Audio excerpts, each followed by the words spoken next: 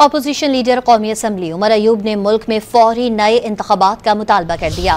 सरगोदा की इंसदादी दहशतगर्दी अदालत के बाहर गुफ्तगू में अपोजिशन लीडर कौमी असम्बली उमर अयूब ने मुतालबा किया कि PTI रहनुमाओं पर दर्ज बोगस केसेस को खत्म किया जाए। बानी और बुशरा बीबी से मिलने नहीं दिया जाता।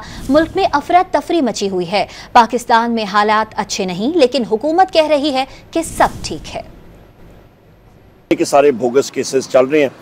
हमारी डिमांड यही है कि आइन और कानून के मुताबिक जल्द से जल्द इन केसेस को ख़त्म किया जाए। पहली बात। दूसरी बात ये है कि पूरे मुल्क में इस वक्त जो अफरा तफरी मची हुई है, उसके ऊपर ये जो इंस्टॉल्ड रिजीम है उसके ऊपर ज़रा देखें और फ्रेश इलेक्शंस की तरफ जाना चाहिए।